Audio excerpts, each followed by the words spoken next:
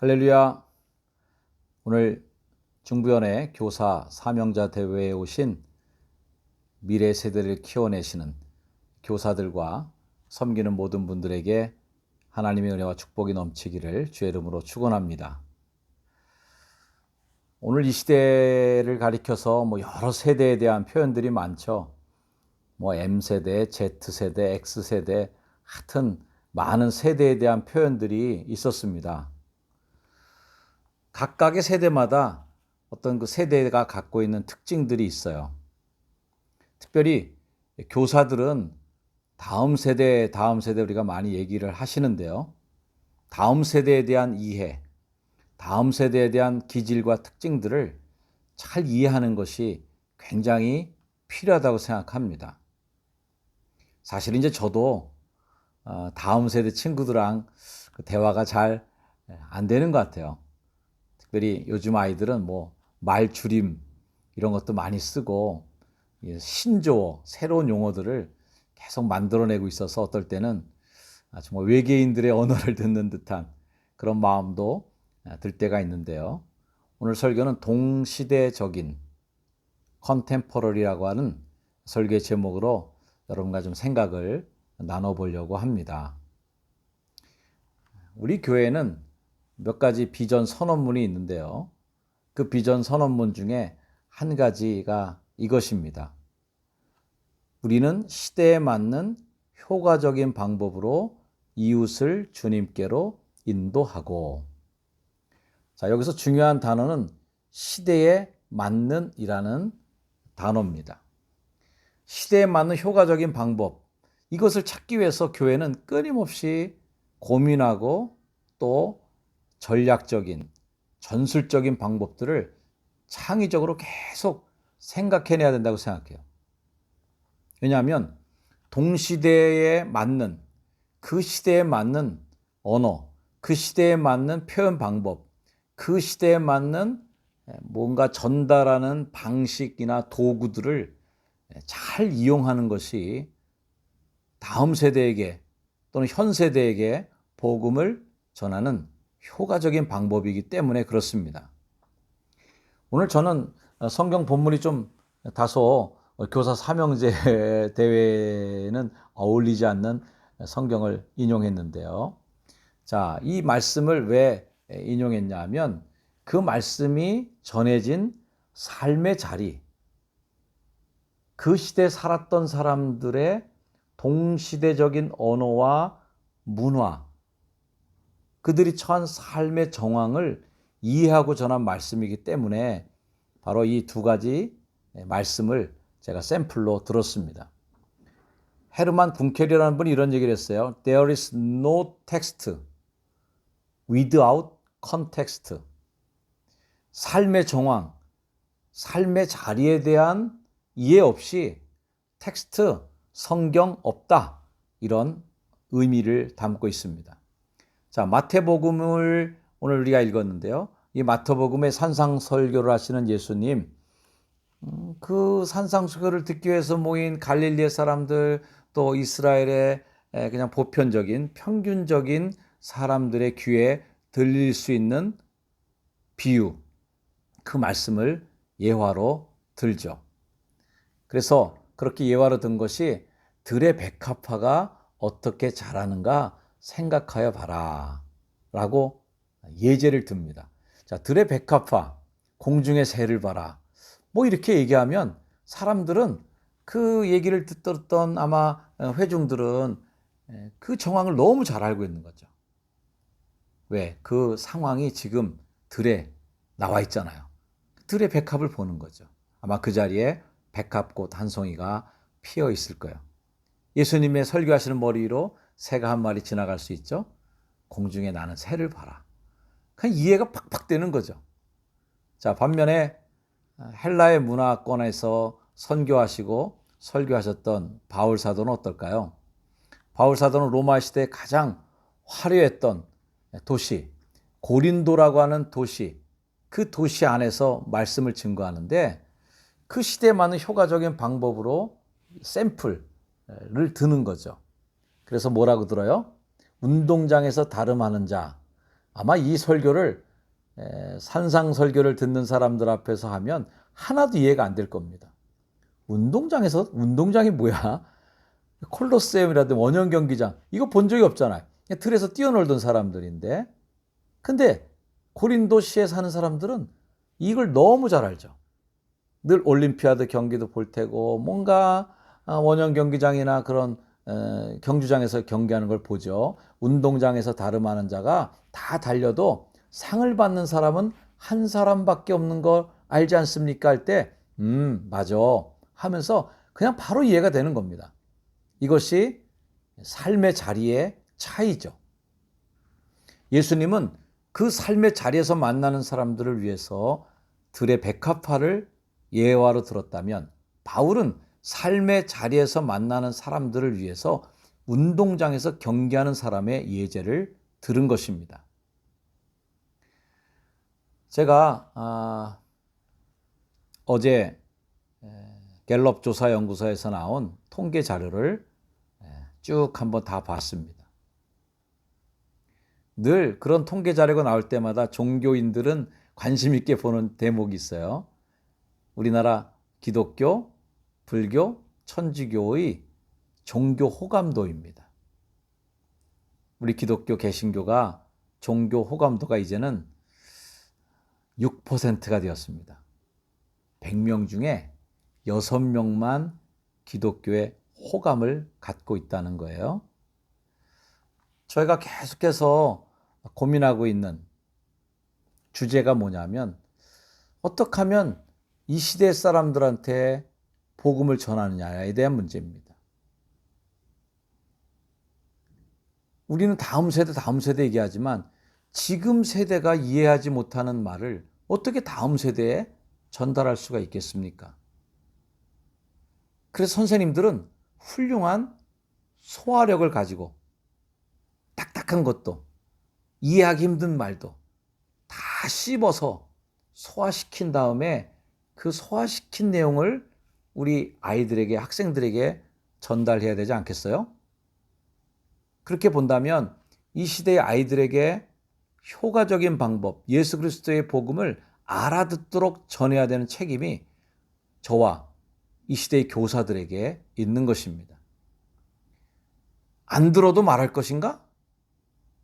듣도록 말할 것인가? 여러분 어떻게 생각하세요? 우리는 가끔 이 성경 말씀을 떠올리죠. 때를 얻든지 못 얻든지라고 하는 표현. 그래서 말씀을 전하라는 거예요. 그래서 아이들이 듣기 싫어도, 아이들이 이해를 못해도 그래도 전하면 거두시는 건 하나님. 우리는 그냥 심을 뿐이고 거두시는 건 하나님이시겠지 하면서 전합니다. 복음이 굉장히 급했던 시대가 있었습니다. 그 시대에는 그저 지나가는 사람 귀에다만 대고 예수 천국이라고 큰 소리만 외쳐도 깜짝 놀라서 집에 가서 잠을 자다가 계속 환청이 들리고 꿈에서도 악몽에 시달리면서 예수 천국, 예수 천국 그 말이 들려서 결국 예수 믿게 됐다라고 하는 정말 우리 선교 초창기에 아주 미담의 이야기가 있죠. 그 이야기를 똑같이 이 시대에도 적용시켜서 지나가는 사람 귀에다가 깜짝 놀라게 예수 천국 이렇게 소리를 지르면 과연 옛날처럼 그 환청이 들리고 그것 때문에 교회를 찾아오고 놀라운 변화의 스토리를 들을 수 있을까? 좀 고개를 갸우뚱하게 됩니다. 우리 부모님들이 아이들 키울 때 그런 말 많이 하셨죠. 아유, 넌 어떻게 이렇게 말귀를 못 알아듣냐? 아유, 이 답답한 놈아. 이렇게 얘기합니다. 말귀를 못 알아듣냐. 이게 뭘까요? 말을 못 알아들은 건 아니에요. 단어는 들렸죠. 공부해라. 이 말은 들었지만 그 말이 이해는 되지 않는 거예요. 그 말이 공감되지 않는 거예요. 그 말이 내 인생에 지금 꼭 필요한 말인 거는 아이에게는 아직 그거 아니야. 그래서 말해도 말귀를 못 알아듣는 거예요. 우리가 이렇게 소중한 하나님의 말씀, 이 복음을 그냥 선포하고 이 말씀을 전하고 있는데도 불구하고 말귀를 못 알아들으면, 예수님도 얼마나 답답하시면 그 말씀 하셨겠어요? 귀 있는 자는 들을지어다. 귀 좀 있어. 말귀 좀 알아들어. 라고 말씀하신 겁니다. 우리는 예배의 성공자가 신앙의 성공자라는 얘기를 많이 했습니다. 자, 예배는 뭘까요? 예배는 하나님과 대화하는 시간입니다. 하나님과 통하는 시간이죠. 하나님과 잘 통하는 것에 대한 성경 말씀 시편 18편 6절 말씀, 내가 환난 중에 여호와께 아뢰며 나의 하나님께 부르짖었더니 그가 그의 성전에서 내 소리를 들으시며 그의 앞에서 나의 부르짖음이 그의 귀에 들렸도다. 할렐루야. 이렇게 아름다운 서로 소통의 시간이 있고요. 또 반대의 경우도 있어요. 에스겔 12장 2절 말씀, 인자야 내가 반역하는 족속 중에 거주하는도다. 그들이 볼 눈이 있어도 보지 아니하고 들을 귀가 있어도 듣지 아니하나니 그들은 반역하는 족속임이라. 봐도 뭔지 모르고 들어도 뭔 소리인지 모르고 이런 불통의 예배도 있는 것입니다. 하나님과 우리 사이에 말이 통해야 이게 예배가 됩니다. 우리가 사회에서 말이 통해야, 세상 사람들과 교회 사람들이 말이 서로 통해야 전도가 됩니다. 왜? 우리가 아무리 전해도 말귀를 못 알아들으면 어떻게 전도가 일어나겠어요? 소음만 있고 소리는 있지만 그 말의 뜻, 그 말이 그 사람들 가슴 속을 파고드는 말이 되지 않을 때 그것은 말귀가 통하지 않는 순간이죠. 그래서 내가 이해할 수 있는 언어로 성경을 번역하기 위해서 그 많은 선교사님들이 그 나라의 언어로 성경 번역에 애쓰는 겁니다. 아무리 하나님 말씀이 좋다고 해도 히브리서 원전을 가지고 딱 주면서 자, 하나님 말씀 읽어보시고 은혜 받으셔야 됩니다. 히브리어를 읽을 수가 없으면 성경 두루마리 수백 개 쌓아놓아도 아무 의미가 없는 것입니다. 한국인이 우유만 먹으면 배탈 나는 사람들 많아요. 저도 어린 시절의 기억을 더듬어 보면 안 먹다가 우유 먹으면 꼭 배탈 났던 기억이 나는데, 왜냐하면 우리 한국 사람들은요, 소화 효소가 우유 속에 있는 그 유당, 그걸 분해시키는 소화 효소인 락타제라는 게 있는데 이걸 우리 한국 사람들은 가지고 있지 않대요. 그래서 우유라는 게 완전 식품이고 굉장히 건강에 좋은 음료인데도 불구하고 먹으면 뭐 하냐고요. 그거 먹으면 오히려 전에 먹은 것도 다 쏟아내는데 소화가 안 되는 거예요. 피가 되고 살이 돼야 되는데 그 우유가 오히려 해가 되는 일이 생기는 거예요. 왜? 소화시킬 수 없는 걸 주니까. 알아듣지 못하는 거를 전하니까 말이죠. 우리에게는 동시대적인 언어가 필요한 이유가 바로 여기에 있습니다. 듣도록 전하지 않으면 그것은 오히려 락타제가 없는 한국인에게 억지로 우유를 먹여서 오히려 더 설사병을 나게 하고 배탈이 나게 하는 말밖에 되지 않는 것이죠.